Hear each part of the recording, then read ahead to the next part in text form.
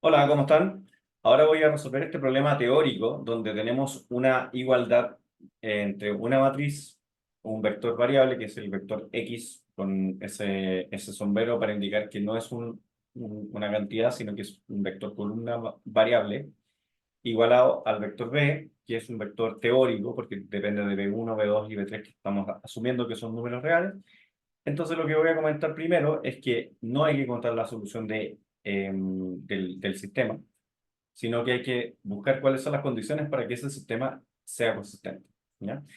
Y la consistencia tiene que ver con si los vectores columna de la matriz A son mediante una generación de los tres vectores columna, o sea, el vector columna 1, menos 4, menos 3, 3, 2, menos 2, 4, menos 6 y menos 7. Alguna combinación lineal de esos tres vectores tiene que ser igual al vector B. Eso es lo que está dicho en teoría. Por supuesto que no tenemos que encontrar cuál es la combinación lineal, solamente tenemos que comentar cuándo existe y cuándo no existe la posibilidad de que se encuentre esa combinación lineal, ¿ya? Entonces, por eso es importante diferenciar de que este no es un problema donde tengamos que resolver algo, sino que simplemente encontrar las condiciones, si es que tiene, B1, B2 y B3, para que eso tenga consistencia, ¿ya? Entonces lo que voy a hacer es escribir esto en forma matricial aumentada, y eso quiere decir de que además de la matriz A, que es la matriz del problema, le vamos a agregar lo que está en el lado derecho, ¿ya? Y para que no nos confundamos, voy a escribir B1, B2 y B3 en otro color, ¿ya? Para que se entienda de que eso está en el lado derecho de la igualdad, ¿ya? Entonces lo que voy a hacer ahora es aplicar Gauss-Jordan. De hecho, el curso de álgebra lineal implica ocupar el Gauss-Jordan muchas veces, ¿ya? Hay que tratar de interpretar correctamente lo que significa cuando nosotros hacemos el proceso de Gauss-Jordan. Y justamente lo que estamos buscando con Gauss-Jordan es que Gauss-Jordan nos ayuda a dos cosas. Nos ayuda a resolver sistemas, ¿ya? Y nos ayuda en segundo lugar si los sistemas son consistentes o no, ¿ya? Por eso estamos ocupando Gauss-Jordan también, porque en este caso necesitamos lo segundo, saber si es consistente, ¿ya? Entonces lo que voy a hacer es aplicar, identificar que este es el primer pivote, porque es el primer elemento no nulo de la primera fila, y lo que voy a hacer es que a la fila 2 le voy a aplicar la fila 2 más cuánto tengo que multiplicar el pivote para que se anule el menos 4, lo tengo que multiplicar por 4 veces la fila 1. Y F3 lo voy a escribir como F3 más lo mismo, pero aquí vamos a colocar un 3 porque con el pivote 1 es bastante fácil darnos cuenta de que necesitamos multiplicar por 4 la fila 1 para el caso de la fila 2 y por 3 la fila 1 para eliminar el menos 3 que tenemos ahí en, en la primera iteración de Gauss-Jordan, ¿ya? Entonces, Gauss-Jordan siempre va a entregar un pivote y debajo de él solo ceros, si que aplicamos correctamente el método. Vamos a copiar esta fila, vamos a copiar la fila 1 porque es la fila pivote, por lo tanto eso no cambia. Y ahora vamos a escribir el resto de los números. Entonces lo que voy a hacer es decir, 2 más 4 por 3 es igual a 14. Por lo tanto aquí voy a colocar 14.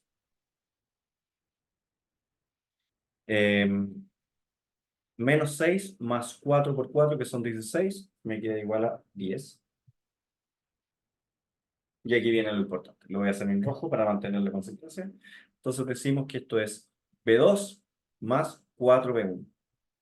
Vamos a escribir 4B1 más B2.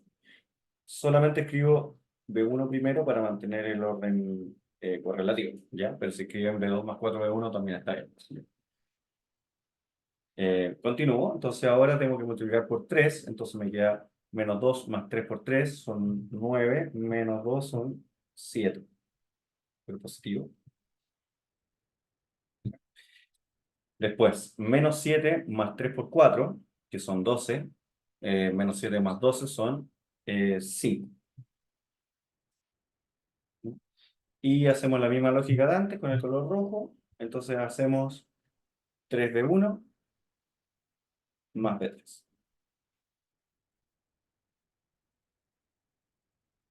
Ya, como tenemos tres filas y ya tenemos el primer pivote, ahora tenemos que identificar el segundo pivote. Y el segundo pivote es el 14.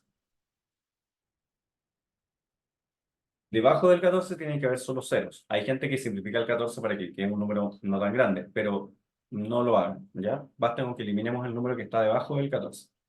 Entonces, para eliminar el número que está debajo del 14, lo que voy a hacer es aplicar a F3, que sea F3, y tengo que multiplicar por un medio, porque el 14 multiplicado por menos un medio se me transforma en menos 7, por lo tanto, un medio de la fila 2. ¿Ya? El segundo pivote es de la segunda fila.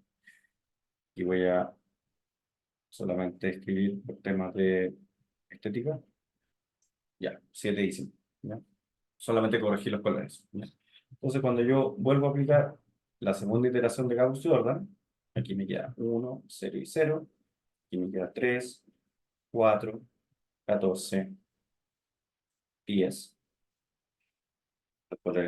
Bueno, aquí me queda un 0 y aquí me queda también un 0, porque la mitad de 14 es 7 y la mitad de 10 es 5, ¿ya? Pero cuidado, en la parte roja no necesariamente vamos a llegar a un 0. Entonces aquí voy a mantener el B1, voy a mantener el 4B1 más B2,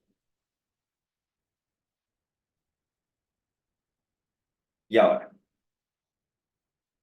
tiene que ser eh, F3 menos la mitad de F2, ¿ya? Por lo tanto, me queda 3B1 menos la mitad de 4B1, o sea, 3B1 menos 2B1, o sea, me queda simplemente B1. ¿Ya? 4B1 menos, perdón, 3B1 menos la mitad de 4B1, o sea, 3B1 menos 2B1, B1, ¿ya? Después, la mitad de B2, ¿ya? Y no tengo B2 en la parte de abajo, por lo tanto me queda menos la mitad de B2. Voy a escribir menos B2 dividido por 2. ¿Ya? Espero que se alcance a ver si se alcanza a ver. Y que voy a mover un poco la pantalla para que se vea mejor. Y me queda B3 menos el coeficiente de B3, que no hay, por lo tanto, simplemente me queda B3.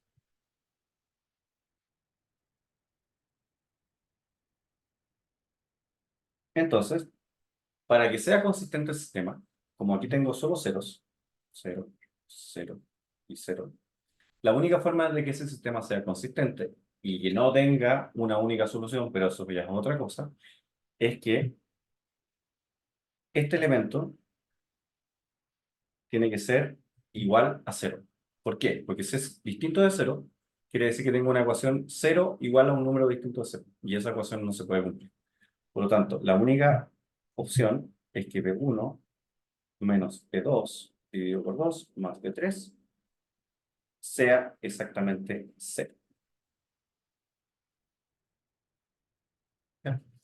Y si tenemos una sola ecuación con tres variables, habitualmente uno lo que hace es dejar todo en función de una o dos variables libres. En este caso tengo tres variables, perdón, y una ecuación. 3 menos uno son 2. Por lo tanto, quiere decir que tengo que dejar dos variables libres. Podría ser B2 y B3, podría ser B1 y B3, podría ser eh, B2 y B1, ¿ya? Entonces lo que voy a hacer es que lo voy a dejar en términos de B2 y B3. Entonces, B1 sería igual a B2 dividido por 2 menos B3. Entonces, si nosotros quisiéramos escribir esto vectorialmente, ¿ya? Eh, B1, B2 y B3, y voy a decir de que B2 es un parámetro, U por ejemplo, que B3 es otro parámetro, y le voy a dar la letra V, ¿ya? Entonces aquí voy a decir que en lugar de B1, voy a decir U dividido por 2 menos V, ¿ya? B2 dijimos que iba a ser el parámetro U, por lo tanto B2 tiene que ser igual a U.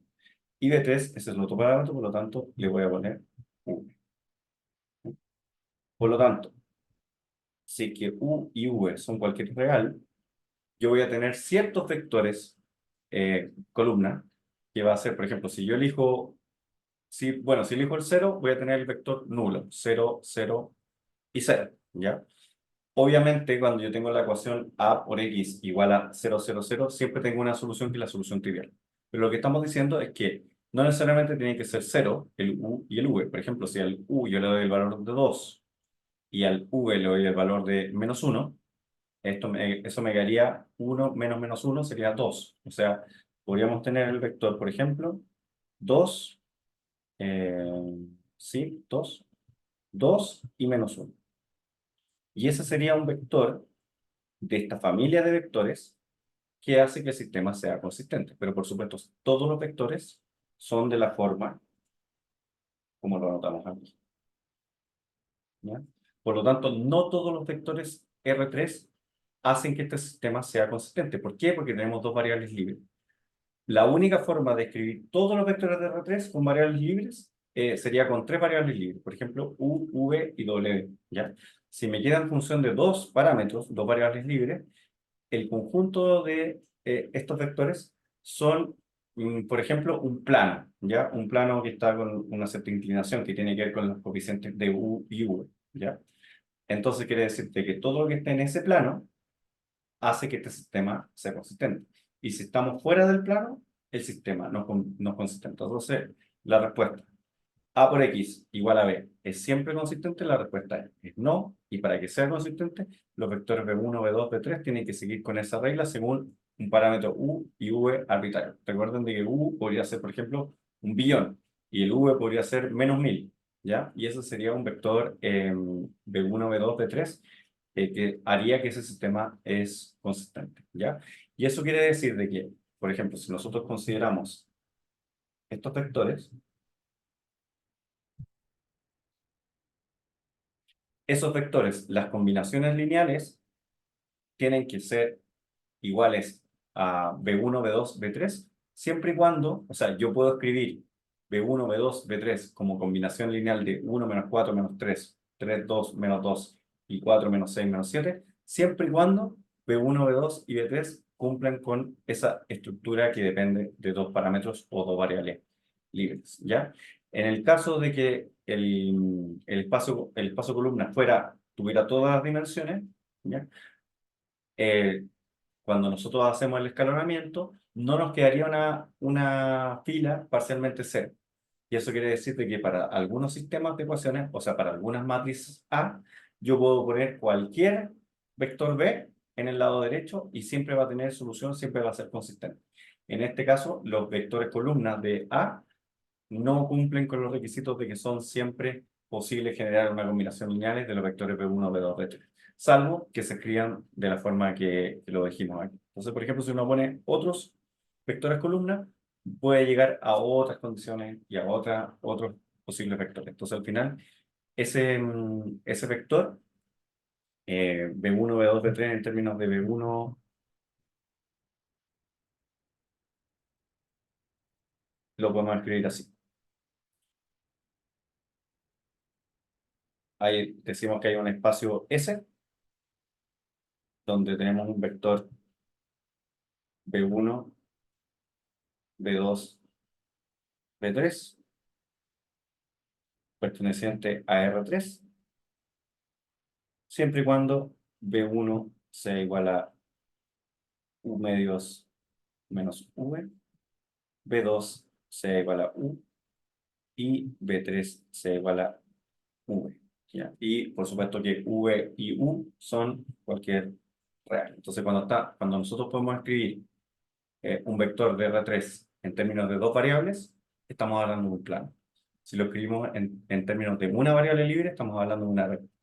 Y si no tiene variables libres, o sea, son todas libres, quiere decir que estamos en todo el espacio R3. Entonces recordemos de que cuando estamos en un vector R3 y los vectores R3 los escribimos en términos de dos parámetros o dos variables libres, tenemos un plano. Si lo escribimos en una, tenemos una recta. Y si tenemos tres variables libres, que es el extremo, tendríamos todo el espacio R3, que sería como todo el espacio cartesiano tridimensional. ¿Ya? Entonces, eso no siempre hay que encontrar la solución, sino que a veces hay que estudiar la consistencia, ¿ya? Y la consistencia la estudiamos también mediante Gauss-Jordan y comentamos y condicionamos el resultado de Gauss-Jordan para que la ecuación 3 sea 0 igual a 0 y no 0 igual a algo distinto de 0, que es una ecuación que nunca, que no podemos resolver y que entra en una contradicción, y eso evita que el sistema sea consistente. Entonces recordemos que sistema consistente implica que no haya ninguna contradicción, ¿ya?